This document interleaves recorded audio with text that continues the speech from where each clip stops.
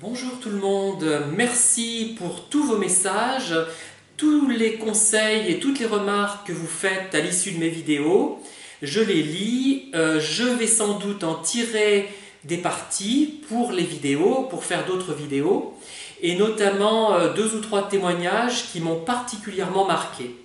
Alors, je vais ce soir vous parler du pervers narcissique, du manipulateur pervers, du vide intérieur, c'est la terminologie que je préfère, vide intérieur, dans un contexte d'entreprise. Comment, par exemple, une personne vide intérieurement peut-elle parvenir à finalement à s'immiscer dans une entreprise et à s'y faire des alliés? Par quelle personne clé? Alors, à mon avis, mais c'est sans doute de la spéculation, hein, bon, je n'ai pas forcément d'exemple très précis en tête. Peut-être peut-elle, cette personne vide intérieurement, passer par le secrétaire ou la secrétaire, généralement la secrétaire, puisque c'est un métier souvent représenté par des femmes, malheureusement d'ailleurs, parce qu'on ne voit pas pourquoi un homme ne serait pas secrétaire, et ça commence à venir d'ailleurs. Hein. Alors, comment notre cher vide intérieur va-t-il procéder? Puisque le secrétaire ou la secrétaire, c'est un personnage clé dans l'entreprise. Elle est le lien entre les salariés et les employeurs, et l'employeur plutôt généralement. Elle fait le lien parfois entre les salariés eux-mêmes. Enfin, c'est vraiment le nœud stratégique de l'entreprise souvent, hein, à tout point de vue. Et c'est un poste souvent d'ailleurs sous-estimé, pas toujours payé à sa juste valeur. Alors, il peut avoir conscience que pour réussir dans cette entreprise, pour que la secrétaire ou les secrétaires, s'il y en a plusieurs, transmettent des messages favorables qui le concernent finalement, donnent de lui une bonne image aux autres salariés et à l'employeur également, hein, puisque la secrétaire, si elle a une bonne opinion du vide intérieur, évidemment, si elle ne sait pas que c'est un vide intérieur, hein, elle va transmettre aux autres salariés et à l'employeur cette bonne image, on peut le supposer du moins. Alors comment va-t-il faire? Déjà, il peut utiliser la flatterie. Il peut la flatter, parfois de façon exagérée, hein, mais pas trop quand même. Il faut qu'elle soit dupe, il faut qu'elle ne se doute de rien. Il peut également lui rendre un service.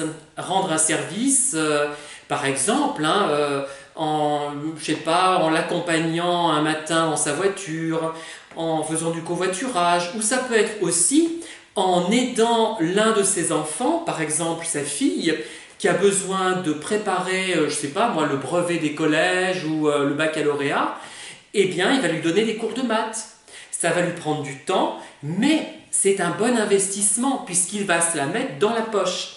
Ce qui fait que quand il y aura un Olybrius qui l'aura repéré et qui se sera rendu compte que c'est un vide intérieur, un manipulateur, un pervers narcissique, cet Olybrius n'aura pas de poids puisque le travail auprès, par exemple, du secrétariat aura été fait, il aura flatté la personne suffisamment bien, mais avec une subtilité suffisante pour qu'elle ne se doute de rien, pour pas que ça soit trop obséquieux, et il aura éventuellement rendu service également à cette personne. Bon, après, il y a d'autres stratégies.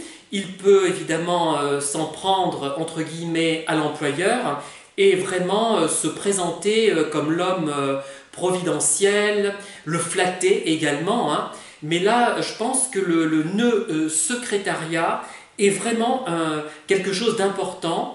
C'est vraiment le centre d'une étoile finalement, quand on y réfléchit bien. Et ça peut être très efficace. Donc il prépare tout ça avec dextérité, voilà.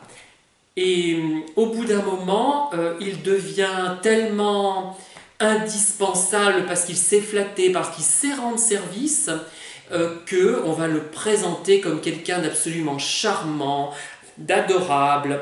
Et tout cela va remonter jusqu'au patron. Bien évidemment, il va peut-être faire un travail également en direction de cet employeur. Pendant ce temps, il n'hésitera pas à dénigrer les collègues derrière leur dos. Quand ils ont fait une petite erreur professionnelle, pas très grave, mais il va pas mettre ça en avant de façon négative, bien évidemment. Il va dire, oh ben tiens, machin, il doit être fatigué, il a oublié de... Enfin, et puis là, il n'a pas vérifié cela. Et il va le dire l'air de rien à quelqu'un qui aura la capacité de transmettre l'information, qui sans être méchante est un petit peu, comment dire, colporteur ou colporteuse de ragots, enfin de ragots, de rumeurs ou de bruit, de tout ce qu'on veut, et qui va transmettre aux autres salariés, voire à l'employeur s'il n'est pas au courant, via la secrétaire aussi parfois. Voilà.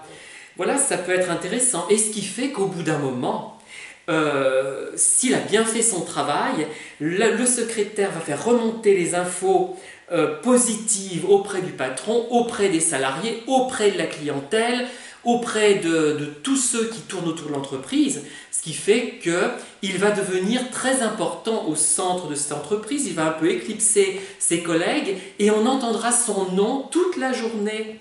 Ah ben tiens, monsieur machin, il est formidable, avec lui vous allez réussir parce que c'est un excellent pédagogue.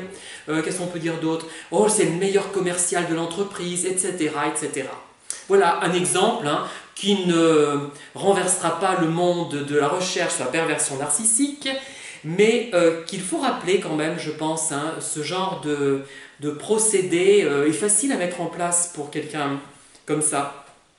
Voilà, je vous remercie en tout cas de m'avoir écouté et je vous dis à très bientôt. Bonne soirée.